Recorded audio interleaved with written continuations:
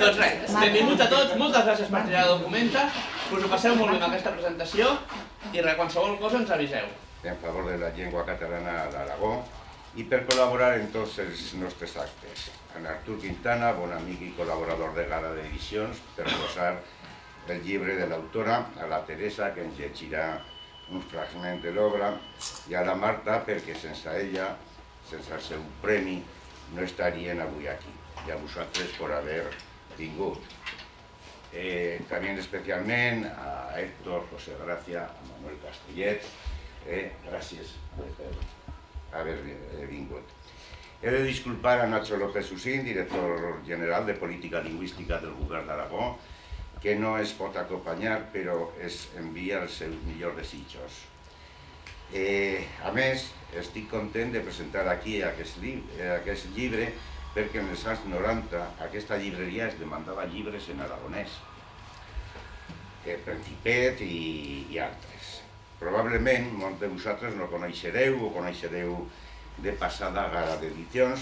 El nom de Gara d'Edicions, bueno, Gara en primeres, vol dir en català estació d'edicions. Aquesta editorial va néixer per publicar llibres en llengua aragonesa, però en algun cas hem fet incursions en el català, així que quan li van proposar al govern d'Aragó de coeditar els premis literaris recuperats per aquesta darrera legislatura, Arnal Cabello i Guillem Nicolau es van mostrar favorables. Aquestes incursions en el català es repetiran, a més dels llibres ja publicats, com el català de la Codonyera, de l'Artur Quintana, el trilingüe de Safan, Esclat i Espils Trencats, es veuran aviat acompanyats en la col·lecció Ainars de les dues obres premiades de la beca Jesús Moncada de l'any passat. A més, encara hem traduït a l'aragonès i en castellà obres de Jesús Moncada o de Carles Terés i Perijito desde aquí, a l'editorial 1984, per haver adquirit el dret de licantropia, perquè és una novel·la excel·lent, i que la seva primera edició no va superar les Mugues i que va, crec, per la segona o tercera edició. Desgraciadament, els llibres escrits en català i publicats a l'Aragó no tenen una difusió adequada aquí a Catalunya.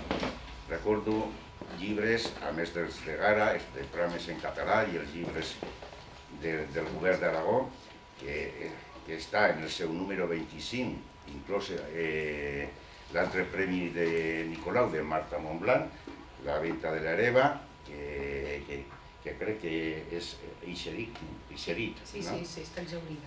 I que no ha tingut repercussió. Això afig el desconeixement i la poca atenció de la premsa, perquè com a editor de Prames em cansava d'enviar llibres als mitjans de comunicació de Catalunya, especialment Barcelona, amb no gaire urgents d'èxit.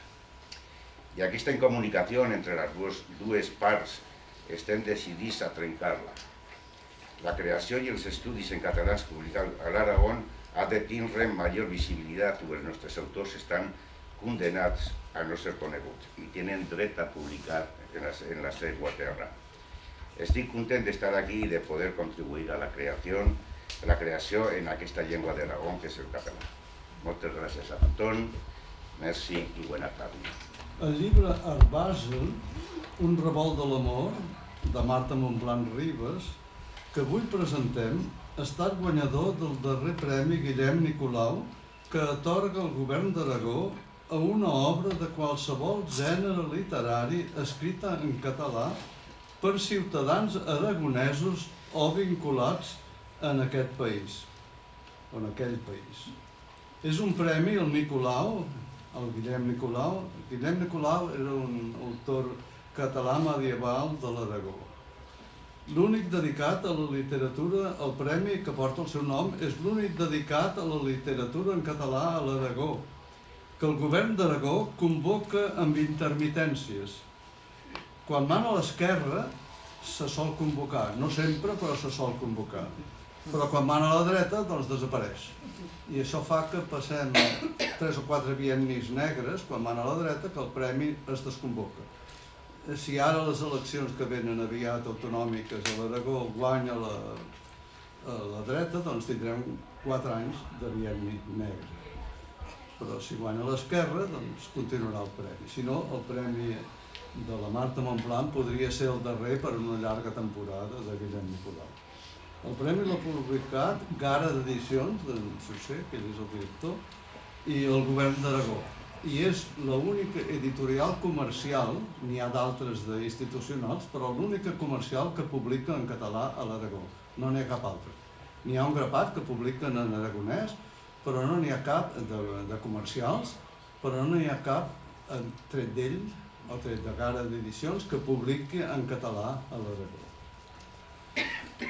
La vinculació de la barcelonina Marta Montblanc amb l'Aragó li ve des de l'edat de 14 anys, quan passava els estius a Beseit, una vila del Matarranya, on ha seguit sempre anant-hi les vacances i hi ha viscut permanentment durant 8 anys, del 2006 al 2014, i hi manté casa, és a dir, és una ciutadana aragonesa, però no de naixement, sinó vinculada a l'Aragó, com és el meu cas.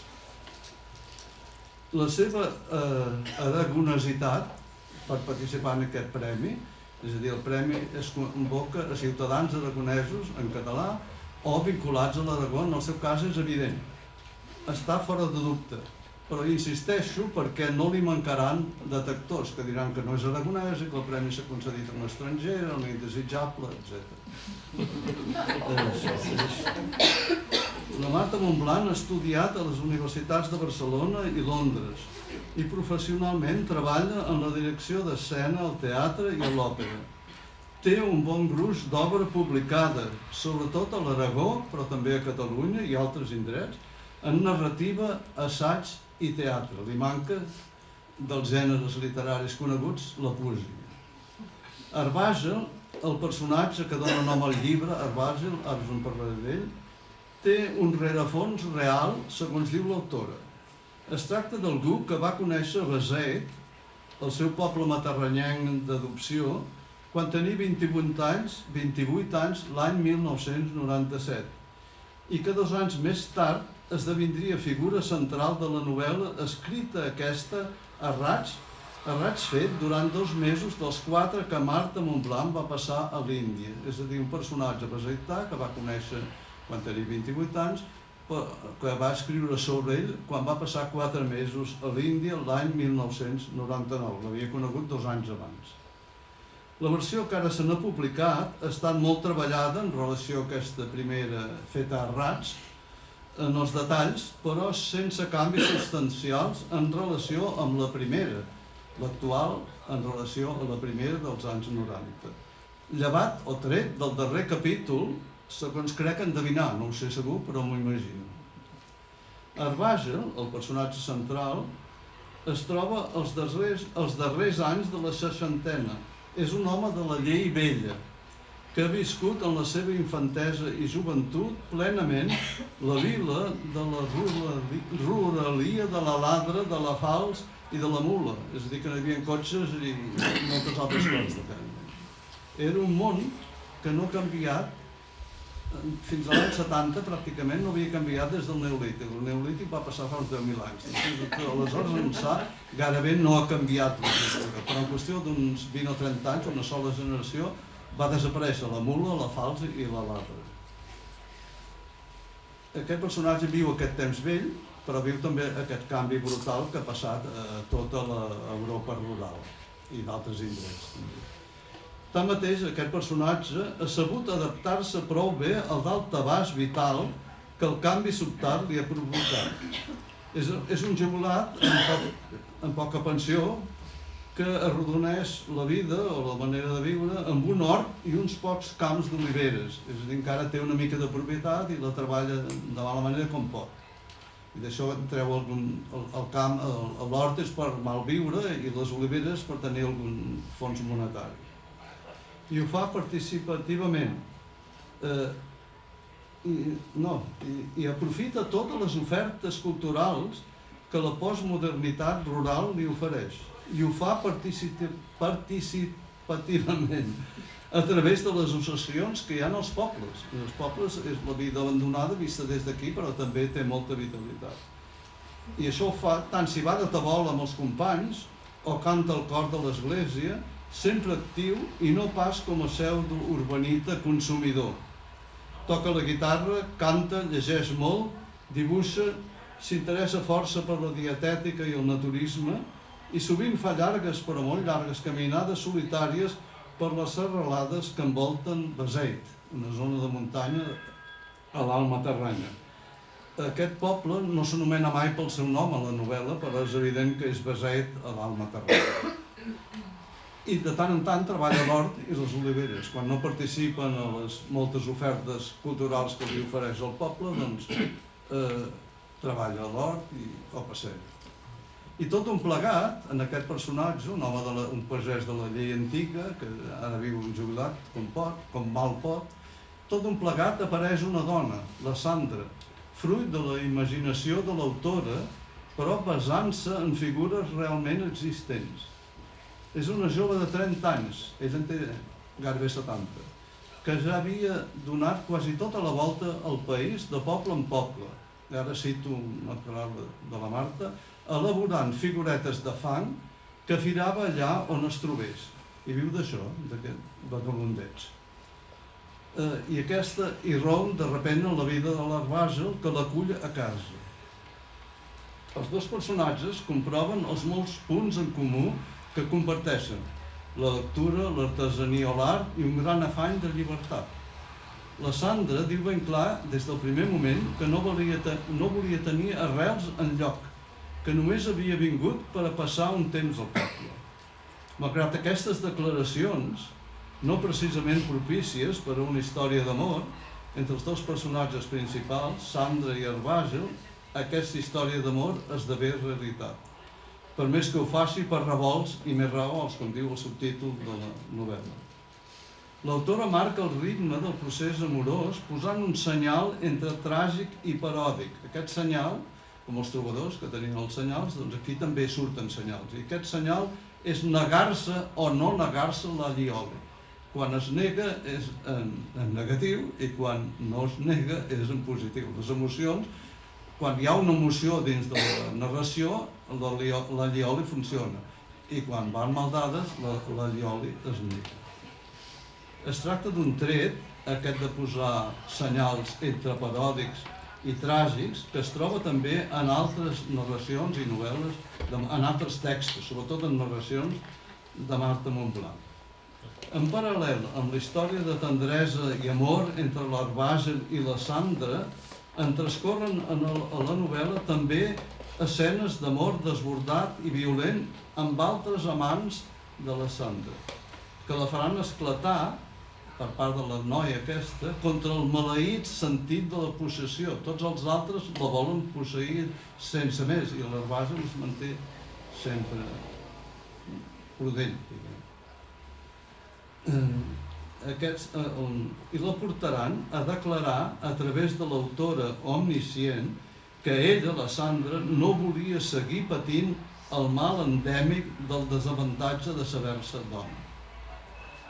Damunt de l'apassionada defensa de l'absoluta llibertat de l'individu, tant de la dona Sandra com de l'home Arbàgel, l'autora desplega a la novel·la amb molt de detall la vida actual de cada dia en un poblet, un racó de món, diu sovint l'autora, parlant de Beseit, del poble aquest de l'Alt Matarranya. Esquitxada molt puntualment en consideracions de forta actualitat.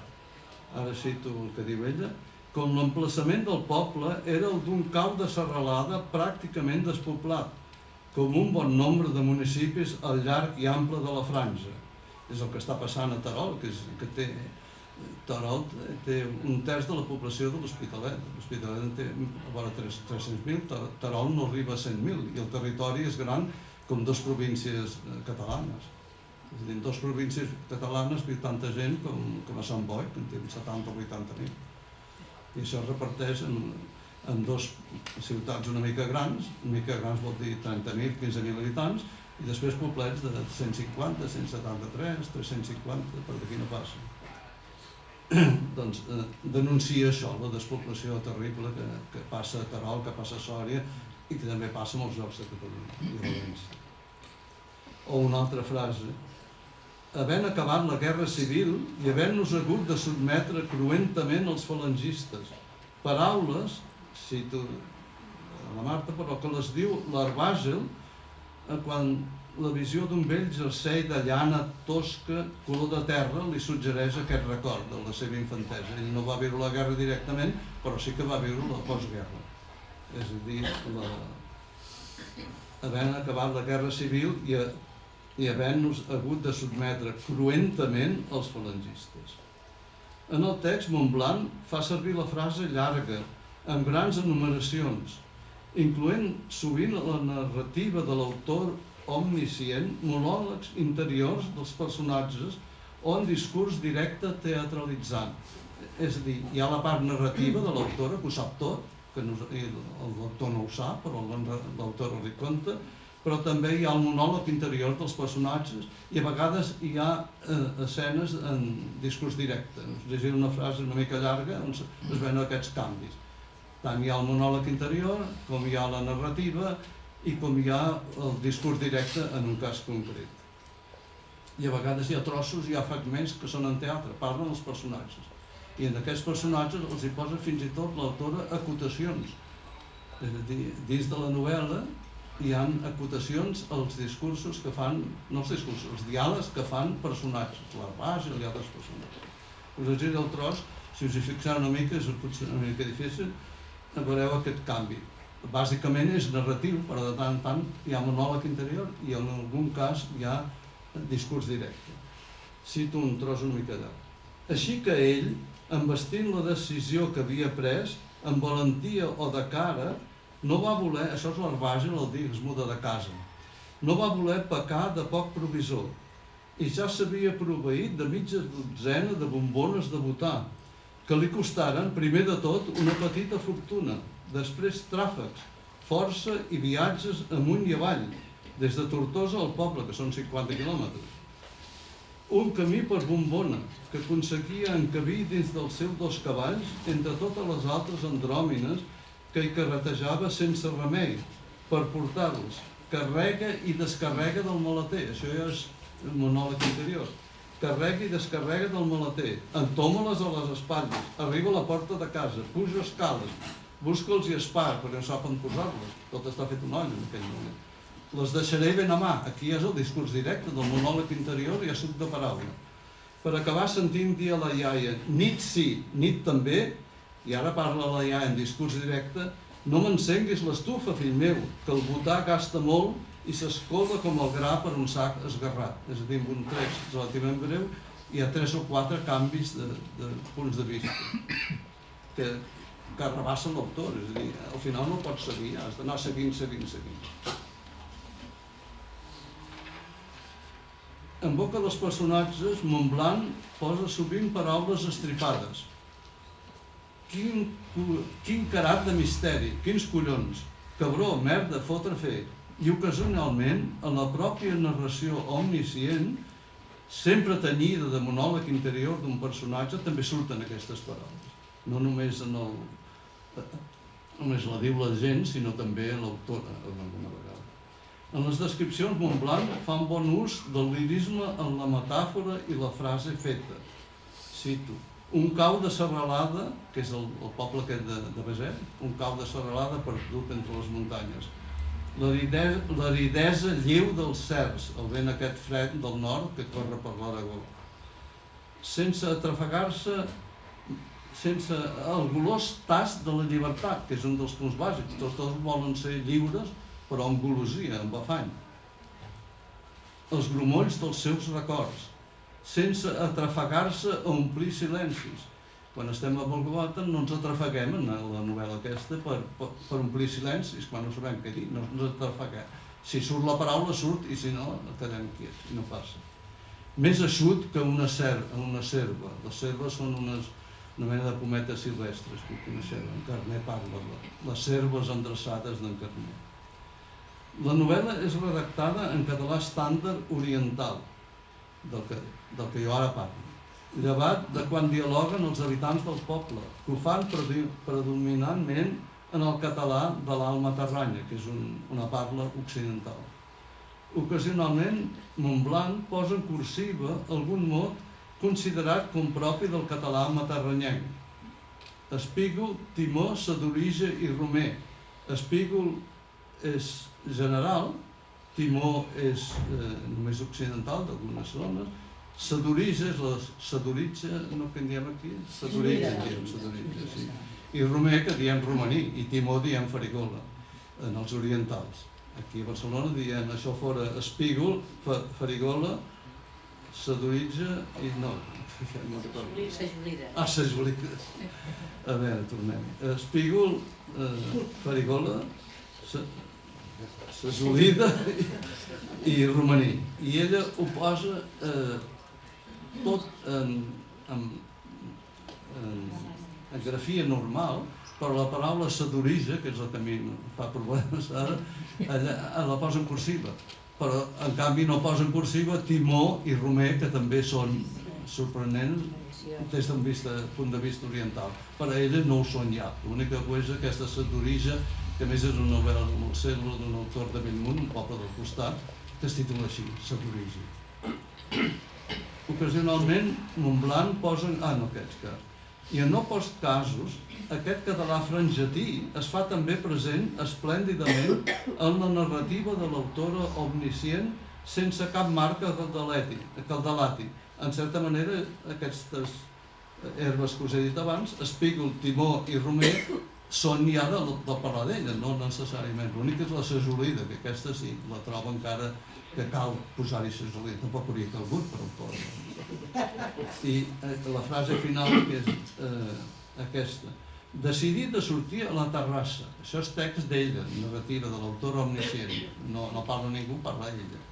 Decidit de sortir a la terrassa, l'herbassa, em sembla, sense adonar-se que carregava les bosses de les pastes a la mà. I tot així.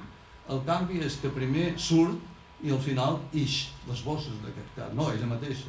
El personatge aquest, no sé si és l'herbassa o la Sandra, em sembla que és l'herbassa. Doncs primer surt, però després ix. Per això ho diu ella.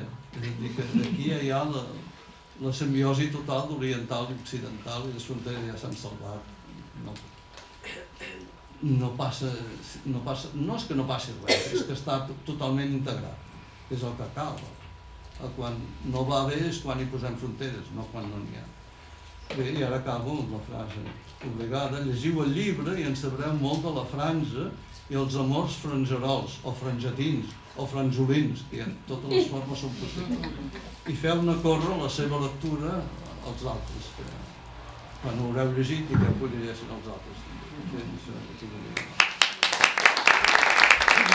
Primer faré uns agraïments, n'hi ha uns de protocolaris i institucionals que has anat repetint del recorregut que té la novel·la fins a dia d'avui, que ha sigut, doncs, evidentment, les institucions aragoneses, el govern d'Aragó, aquest govern d'Aragó que ha tingut a bé convocar el premi i que encara ha tingut a bé considerar que jo mereixia guanyar-lo per segona vegada en 10 anys.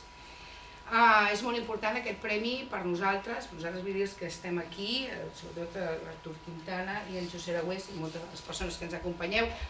Ja ho sabeu, és un tema també molt simbòlic, el fet de reivindicar i de donar visibilitat a una llengua minoritària i minoritzada en un territori on el català és la llengua materna, la llengua nativa. Jo d'això ja n'he fet moltes paraules, he dedicat moltes frases a explicar i agrair la necessitat de reivindicar això. Les llengües maternes no es poden abolir i és molt important que les minories també tinguin el seu espai, tinguin la seva visibilitat. Bé, com que això també ja ha quedat dit en el moment que vam anar a recollir el Premi a Saragossa de la mà de la consellera de Cultura, després també a Montsó vam anar també a rebre la primera presentació de la novel·la i el fet de l'entrega. Després també hem estat a Calaceit, que ha sigut preciós. Allà havíem de fer, diguem, la primera presentació oficial a la terra a la que pertany la novel·la. I a partir d'aquí, dir-vos que, a banda de donar les gràcies a Documenta per allotjar-nos, per mi el dia d'avui és gairebé el símil d'una estrena teatral. Sabeu, la majoria dels que esteu aquí, que el meu primer ofici és la direcció escènica i la dramatúrgia, sobretot la direcció escènica, el teatre i l'òpera, i les estrenes per nosaltres són molt importants, molts de vosaltres sou gent escènica i sabeu a què em refereixo. Jo avui m'he vestit de gala perquè avui per mi això gairebé és una estrena, la Teresa també. I ho hem fet perquè aquesta és l'estrena a Catalunya d'una obra meva narrativa. Aquí recullo el que deia en José i el que a continuació també ha exposat l'Artur. Costa molt que una obra, tot i escrita en la llengua del país, el català, si no té un vincle o no s'hauria donat el primer pas a la llum en el nostre territori, les nostres llindes, ha estat reconeguda fora, aquí hagi tingut el lloc, la visibilitat. Jo porto escrivint narrativa ja uns quants anys, no només perquè aquest és el segon premi en narrativa, sinó altres relats i altres contes, i en canvi que és la meva primera estrena a Catalunya, i això penso que valia la pena compartir-vos-ho i posar-nos de gala i fer-ne una celebració i tornar a agrair Documenta. Del per què és tot això, en José ja us ha fet una mica un resum, són coses que se'ns escapen, i aquí sí que recolliré una cosa que ha dit l'Artur respecte a la meva manera d'escriure, entre molts detalls que ha dit, sobretot de les irles, que és escriure sense llindes, és a dir, quan jo explico la història en la meva narrativa, totes les històries que porto escrivint, intento, perquè ja em surt natural, perquè jo ho entenc així, perquè he intentat formar-me en aquest camí i perquè, a més, ell n'ha sigut un mestre, per mi, d'això, esborrar llindes, esborrar fronteres, el llenguatge, la llengua, el català, vingui d'on vingui, de tots els països catalanoparlants, i coneixem tots, tenim amics a València, a les Illes Balears, a l'Alguer, etc. Del que es tractaria seria d'unificar-nos i no de subdividir-nos tota l'estona i fer-ne d'això la riquesa i la potencialitat. La part meva d'escriptura que trobareu en el llibre, de la història, que compartirem, és deixem-nos abduir per aquest vocabulari tan preciós, tan ric, tan variat, de tants colors, de tants matisos, de com una mateixa cosa es pot dir de tantes maneres diferents, però que alhora ens podem sentir reconeguts tots i cada un de nosaltres, perquè cada paraula té un flaire. I aquest és el que porta a l'univers dels sentiments, a l'univers de les emocions, en els records, a l'infantesa, als amors, als desamors, al sentiment de vida, al sentiment d'amor. I penso que aquest és el valor de la paraula.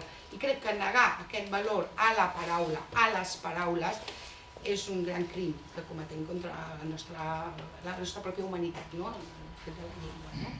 Per tant, trobareu una lectura eclèptica, variopinta, on hi ha esquitxos de mots que molts us seran familiars, evidentment, i molts no, però que he provat o he procurat que mai es perdi el context, sinó al contrari, que us enriqueixi i que us diverteixi, sobretot, i que us ho faci passar bé. Això tant a l'escriptura, recollint aquesta part que m'agrada molt que diguessis, Artur, d'escriure sense llindes, perquè a més per mi és molt important en molts altres aspectes, igual que ho són els personatges, que no tinguin llindes, és a dir, que siguin lliures, que també és una cosa molt important. Jo us volia explicar molt breument que aquesta novel·la la vaig escriure, com ha dit l'Artur, com també es pot llegir en el prefaci una mica, que ho he volgut compartir, doncs fa 20 anys, són uns quants anys, fa 20 anys jo no era ni mare. I va ser que, gràcies al meu padrastre, aquí present, jo soc filla adoptiva de Besell. Ell em va ensenyar em va portar a Beseit, el poble que jo he considerat que és el meu poble d'adolescència. Vosaltres tots podreu compartir amb mi que l'adolescència és una cosa que et deixa una peulla molt gran a la vida i els vincles que s'estableixen a partir d'allà ja et duren de per vida. Aleshores jo vaig sentir-me sempre amb un grau important de pertinença en aquest poble de l'adolescència. I a partir d'aquí, amb els anys, sentint-me molt proper, vaig presentar el poble al meu company, el Tito, i quan encara vivíem a Londres. I una d'aquelles èpoques que vivint a Londres vam fer estada a Beseit, vam tenir una relació molt propera amb una persona. Aquesta persona, un home gran, ens va compartir, el Tito i a mi, una experiència molt intensa que ella estava vivint en aquell moment. Ja tenia vora 70 anys. Ens ho va explicar en 2 hores, una tarda de sol, de primavera. I a mi em va comprendre aquella història. Em va semblar que jo era jove, no tant, però prou jove, 27 anys, i em va semblar que era magnífic que algú en aquella edat i en aquell moment i en aquell lloc, en un poble petit, en tot això que ha explicat ara l'Artur, en tot aquell context, tingués aquella experiència. Tant que quan vam marxar del poble, aquella temporada, el Tito i jo ens en tornàvem cap a Londres i ell, aquesta persona, va venir a acomiadar-se de nosaltres a l'autobús, jo vaig sentir en el cor que jo havia d'escriure aquella història. Vaig pensar que era una història que valia la pena de ser escrita.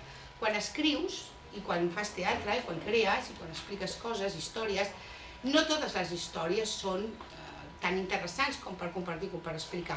N'hi ha moltes que les vols explicar per raons X, poden ser des de polítiques, institucionals, o perquè et ve de gust de fer-les. Aquesta no, aquesta és una història que havia de ser explicada per si mateixa, perquè tenia un valor humà, per mi, enorme.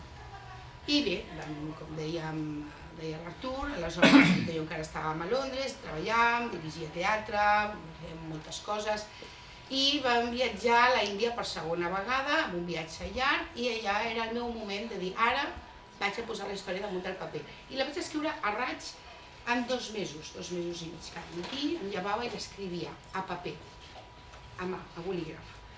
Era molt bonic. L'Índia no és precisament un lloc plàcid, però jo vaig trobar la placidesa a l'albada d'aquells 2 primers mesos de viatge en el qual em llevava i podia escriure.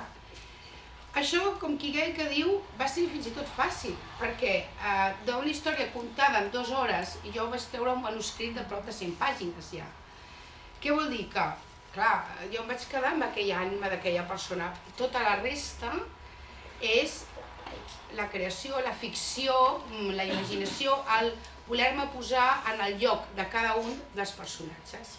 Aquí em palmo una petita nota. Els personatges, tal com ens ha explicat l'Artur, són principalment l'Arbagen, ell, la Sandra, ella, però per mi sempre hi ha hagut un tercer personatge, que és el que vull que gaudiu o que descobriu també vosaltres, que és el poble. El poble és el tercer personatge, és molt important. El poble i les veus que donen vida al poble. Amb aquest punt que era fàcil escriure això, després, ja, amb el pas dels anys, etc., jo necessitava posar aquest text, evidentment, en ordre, treballar-lo, fer-ne una escriptura que tingués una coherència, que comencés a ser més en la línia del que jo volia fer com a escriptura narrada. Havia escrit altres contes, altres coses, però jo sempre estava al tinter. I vaig començar-lo a agafar de tant en tant. Fins al punt que vaig passar-lo primer a l'ordinador, ja embarassada de la meva segona filla. De fet, us puc compartir que em vaig haver de posar de part asseguda a l'ordinador per culpa de l'Arbagen. Estava molt mal asseguda i allò em va provocar un part que es va avançar. I vaig haver-la de deixar un temps. Encara van passar més anys, vaig escriure altres coses, fins que ja havent nascut el meu tercer fill, el Samuel, vaig començar a posar ordre de debò al que era el treball. I poder també trobar i estar convençuda de quina havia de ser la veu narrada amb la qual s'havia d'explicar aquella història. A partir d'aquí vaig necessitar ajuda.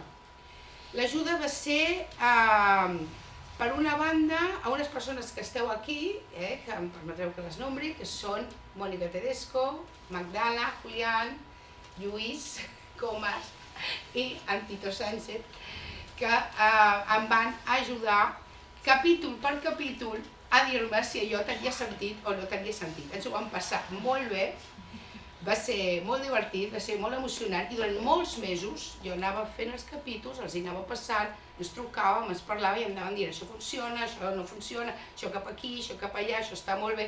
Vam riure molt i els hi dec molt, perquè ells em van donar tot l'ànim i tot l'estímul. Després va haver-hi altra gent que també va anar llegint, em va donar l'estímul i l'ànim. Amb tot l'havia d'anar parant, perquè la vida, etc. Hi havia moltes coses, no? I vaig haver també de demanar ajuda, i per això és important que ho sapigueu, a dues persones més, que no són aquí, que són a Beseit, gràcies a les quals vaig poder fer que els diàlegs, que és diàlegs que deia ara l'Artur, les parts més teatrals i més escèniques, perquè bé, quan escrius, o les persones que escrivim, ahir ho parlàvem en una xerrada que vam estar amb Rosa Victòria Gras, quan escrius diferents gèneres, a vegades se't barregen, i aquesta també torna a ser la riquesa, i també torna a ser la gràcia de no tenir llindes i no tenir fronteres. Quan escrius se't barregen gèneres, i a mi sí, se'n barregen, i a vegades se'n barregen volgudament, teatre i narrativa, i jugo, m'ho passo bé. Però clar, no és ben bé el mateix.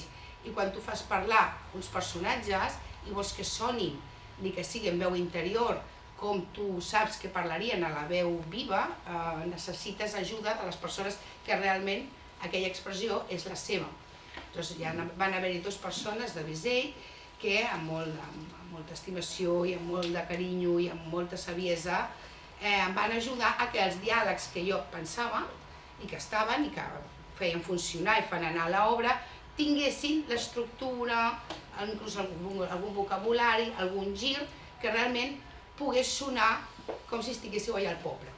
Vosaltres, els que sigueu de Barcelona, i els de Matarranya i els catalano-aragonesos o els aragonesos que parlen català, que també s'ho poguessin sentir seu. Això és una cosa que també he procurat molt, que la novel·la pugui ser vívida tant per les persones del català oriental com per les persones del català occidental o del català matarranyec, i m'agradaria que fos per tot el català d'arreu, no? I ja està, bàsicament, una mica dir-vos que, clar, han sigut molts anys d'anar treballant-la enmig de moltes altres obres, i aquesta ha costat més de donar-li tota l'estructura, tota la força que jo creia que havia de tenir com a veu narrada. Tot i que, en realitat, no soc una persona lenta escrivint, més aviat puc ser molt efectiva, inclús ràpida, però aquesta va carregada de tot un poço i d'un sediment, i això és el que necessito que sapigueu, sabeu?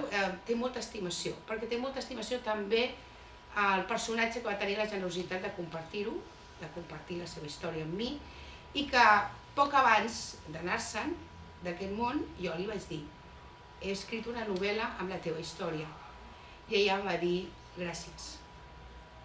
Així que, mentre jo he sigut molt feliç fent-ho, aquella persona va emportar-se a l'altre món el gust d'haver viscut i que en tot cas algú posés això a compartir, i ara doncs espero que vosaltres també sigueu feliços llegint-ho.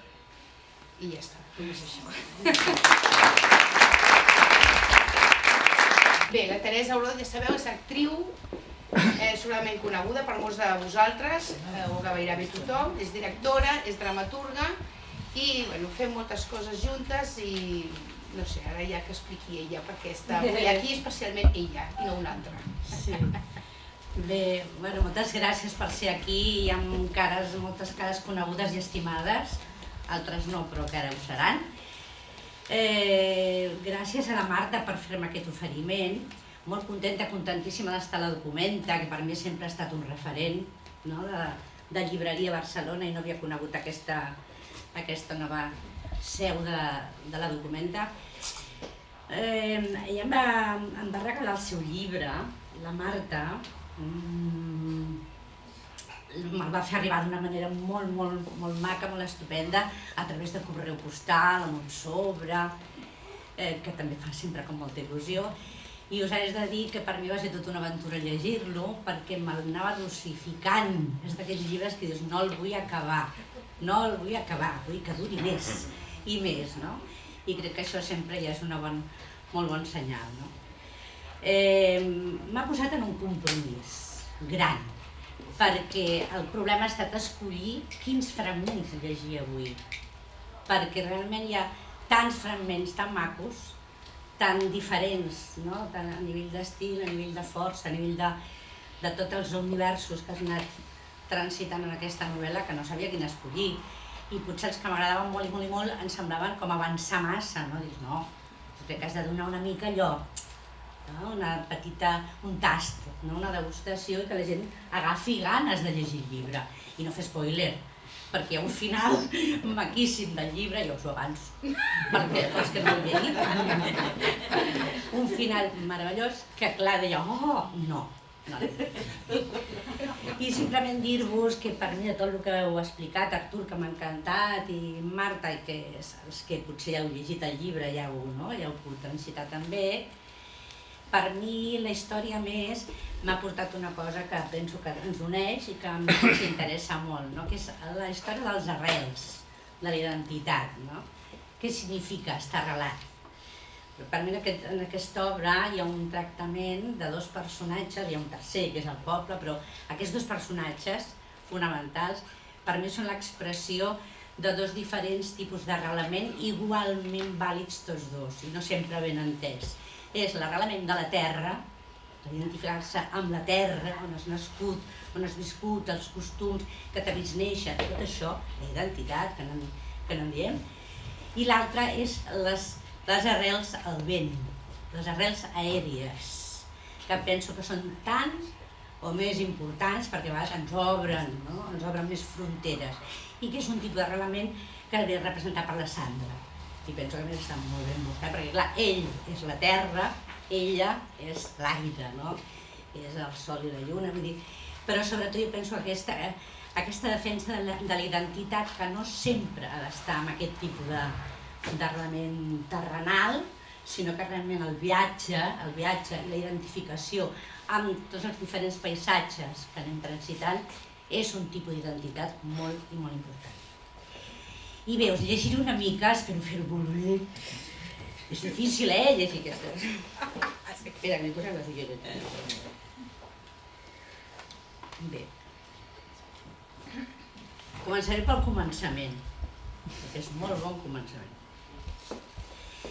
Al món hi ha dues classes de persones, les que els agrada fer el ioli a mà i les que no. I dins del primer grup de privilegiats hi ha encara dos tipus més de mortals. Uns són els que poden continuar amb la seva impertorbable existència quan la ioli se'ls nega. Aquí ho teniu, no puc fer-hi més. No m'han lligat i no m'han lligat. I ja us ho fareu amb els grumolls, sense aturar-se a donar-li més voltes, prenent el seu lloc a taula, obligant a la resta de comensals a enfrontar la rostida eixuta, sense sucar-la al tan nostre, tan de casa, al ioli ve de Déu. Distingint-se d'un altre munió de desemparats, aquells als qui el fet de la negada els enfonsa en un ensopiment de dies i dies i dies i més dies encara. Això és el que succeïa a l'Arbàgel, pronunciat lliurement com més agradi. Ni l'arrogança li les ratlles setantenes del front, quan negant-se-li la ioli com cap altra vegada, va creure's víctima d'una conjura. I deia que no era supersticiós. Al vell mig d'un mes de maig esclatat en aquest raconet del món, això és el que li succeí a 2:45 de la tarda d'un diumenge qualsevol a l'Arbàgel, sota el porxo que ell mateix s'havia construït a la casa de l'hort que hi tenia l'eixida del poblet. Assolellant-se de trascantó, assegut a la cadira baixa de vímet amb el morter de marbre falcat entre les cames, havent picat una cabeça d'all sencera, un rovell d'ou de gallines de casa, abocat més d'un quart de litre d'oli d'oliva d'aquella terra marassa, havent remenat i remenat amb la mà de boix prop de 3/4 d'hora, quan en anar a tirar-hi l'últim raig del setrill. Oh, fantasmes d'aquelles muntanyes! Inesperadament la massa groga i dura, la piloteta rebessuda que havia aconseguit, es disgregà. Just al punt en què ja era quallat ferm d'una peça, aixecant-se a l'aire per cada volta decidida del seu creador, se li desfeu. S'escolà i després s'esgrumolla. Es dissociaren els ingredients primitius talment una poció d'ancestral alquímia malmesa i davant els seus ulls aparegué tot aquell tel llafiscós ple de grumots flotants. Merda. Una vida sencera que remenava el llioli, sempre a mà, esclar, com cal, com li havia ensenyat la seva mare, la seva iaia, la seva biciaia. Des que era molt petit, encara un trist aprenent d'aquest art, que no se n'havia tornat a negar cap. I precisament ara, quan ja tenia forjada una sòlida reputació de mestre al lliolier per cada tabola que s'organitzava a la contrada, plas! El destí li estava jugant una forta massada. Davant de tota la concurrència, enquimerada per la rostida del xai, la taula muntada sobre els cavallets, les tovalles de paper voleiant per la brisa de la tarda, falcades les puntes de les cantonades amb agulles d'estendre, envoltada de cadires desiguals, arreplegades dels horts veïns finalment ben col·locades, els comensals a punt, a punt, a punt, a punt, forquilla en mà i tros de pa per sucar. Hi havia un silenci llarg. Els membres de la penya, companys de tabola des de l'inici dels temps, d'edat gloriosa, oscil·lant entre prejubilats i jubiladíssims dels sempiterns oficis rurals, pensionistes vitalicis sense haver deixat per aquesta raó de treballar i de treballar dur un sol dia de la seva vida en els quefers obligats que els lligaven a terres i bestiar, presents tots a la rostida, afegides en aquella ocasió, convidades d'honor les mullers dels qui les tingueren i pels que no, la majoria, també eren convidades les ganes de tenir-les, bé perquè havent hagut una en el passat ja l'havien perduda, bé perquè mai l'havien tinguda. Davant l'instant maleït d'encanteri baixaren els porrons, deixaren de banda la taula a mig parar, els coberts que eixugaven, els tovallons de papers que disposaven, l'amanida que esbaldien, les olives que repartien, el pa que llescaven, les tomates que tallaven, l'abadejo sec que esqueixaven, acostant-se, fent munió al voltant de la desfeta del morter, quedant-se mirant inquiets. I un a un aixecaren la vista per fixar-la en la de l'herbaja, qui desolat perdia al seu torn la seva de mirada, cercant raons entre les dels seus companys. Ell, l'Arbàgel, l'únic que no bevia amb prou feines més de 2 ditets d'alcohol de got de qualsevol dels vins de la terra, es sentia embriagat, com cap dels buidampolles que l'envoltaven. Desorientat per la incògnita, mudament reclamava una resposta per aquell fenomen. Com es podia, per favor, haver-se negat un allioli a l'última fase? Un allioli, lliga o no lliga, però ho fa a l'inici de l'alquímia. Per descomptat no el començava pas, amb el vell truc de la molla de pa sucada amb vinagre. Ni tan sols hi tirava sal als alls abans de picar-los perquè no s'escapessin, doncs havia après a dominar-los, esclafant-los sense pietat com els professionals. Fins i tot lligava el llioli sense ou, renoi! Tot i que estimava més posar-hi un rovell perquè deia el tas, la textura i el color el feia més atractiu pels llepatits que l'envoltessin. Definitivament, això d'avui era cosa de màgia. En tot cas, de màgia negra. I ni ell ni cap dels que aquí s'estaven, o eren tots jurat, podien entendre quin carat de misteri era aquell.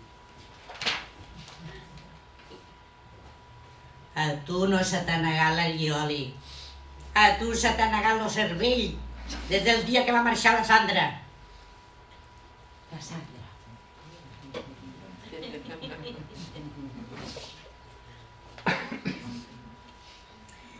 La Sandra va baixar de l'autobús de les 3 en una vesprada del mes de novembre, just la tardor anterior a la primavera de la mala negada de l'allioli enmig de la rostida. I havia decidit a baixar-s'hi perquè l'autobús no tirava més enllà. Propera parada, muntanyes, llar de les cabres hispàniques, essent aquí l'últim poble de la línia. Això, Ginecua, i en tornar-se amb el mateix autobús per allà on havia vingut. Havia arribat a aquell racó de món amb una sola bossa i sense cap amic per la comarca. Encara creuava el passatge dels 30 i constantment saltant d'Espurna cremada a Espurna rogenca, ja havia donat quasi tota la volta al país de poble en poble, aleatòriament i segons d'on el vent la bufés, elaborant figuretes de fang que firava allà on es trobés. Havia conegut un munt de gent i tenia amics i enemics arreu. La ceràmica era per ella, per damunt de tot, un mitjà per a mig mal mantenir-se i una mica també un útil d'exploració personal, i amb això ja en tenia ben bé prou, doncs li havia servit per a treure tot el suc, el golós tast de la llibertat.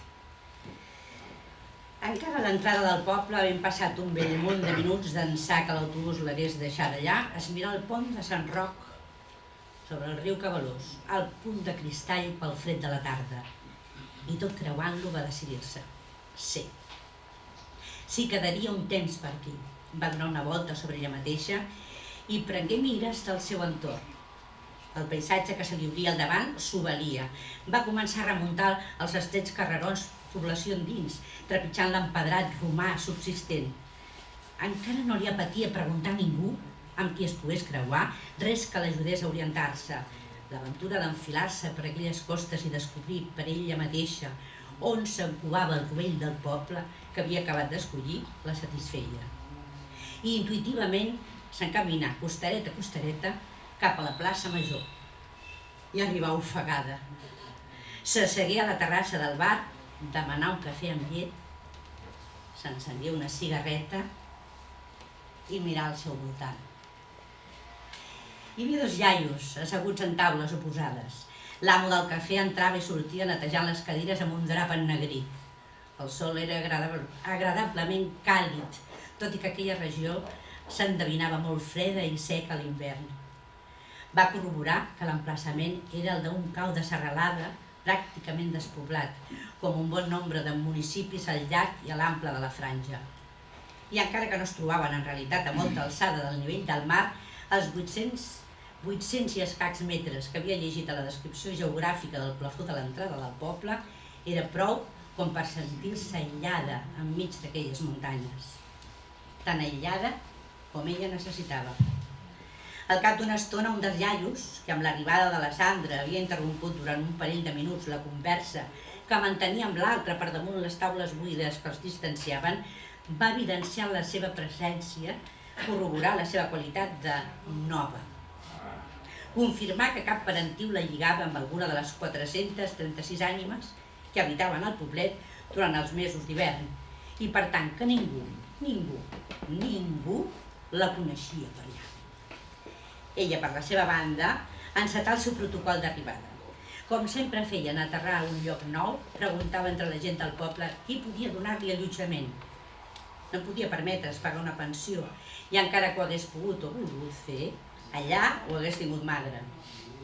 De seguida li explicaren els dos contertulians d'aquella migdiada, junt amb l'amo del cafè que de seguida s'oferí a donar respostes, que al poble només hi havia la fonda del pont i que era tancada durant la temporada baixa. Però resulta que coneixien qui sí tenia cambres de sobre on allotjar la gent forastera que de tant en tant es perdia per entre aquelles muntanyes i que per una nit o dues s'hi podria ben acomodar. Així que decidiren, per consens general dels que allí es trobaven, que el millor que podien fer entre tots era acompanyar a la nova cap a aquell algú que de segur li llogaria un dels pisos de la casa de l'Hort situada a l'altra banda del poble. Arbàgel! Arbàgel! Arbàgel! Van interrompre la seva migdiada.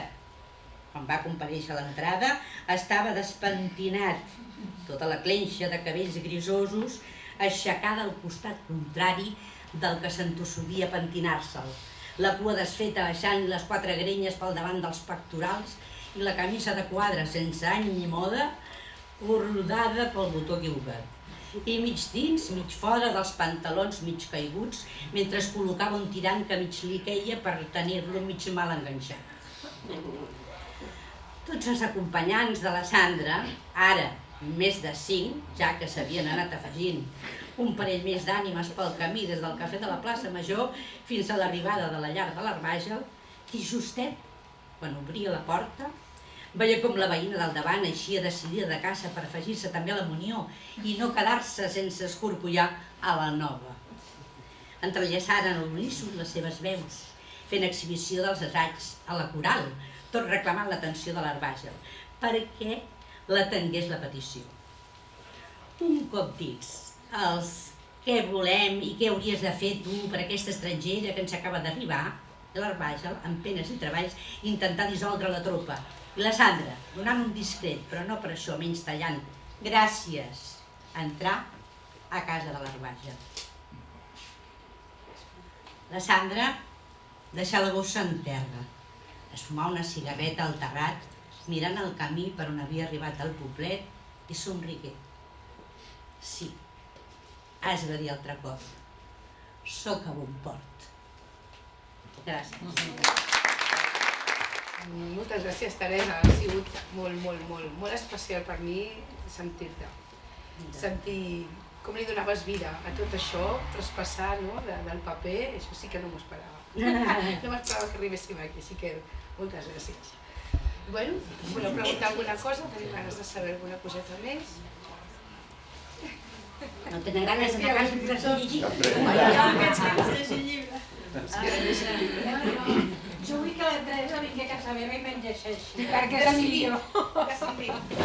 Vam estar parlant... Ha sigut un procés molt bonic també aquest amb la Teresa, aquests darrers dies, no? 15 dies de dir, mira, què... Sí, perquè vam anar canviant, Primer li deia, no, he escollit aquest i aquest, no, escolliré aquest i aquest, no. Perquè realment no sabia. És tan preciosa aquella explicació del sentiment, amb l'aigua, amb la terra, amb el roc, amb el que pensa, que és preciosíssim, però em feia com cosa d'avançar-ho. Muy interesante esta mezcla de teatro, el mundo interior, narración, ¿no? Y hay mucha ternura.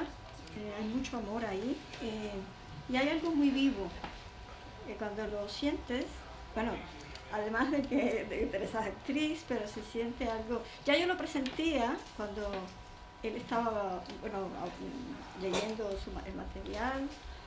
Ya me gustó mucho esta mezcla teatral, ¿no? Entre un mundo interior y el diálogo y el monólogo, ¿no?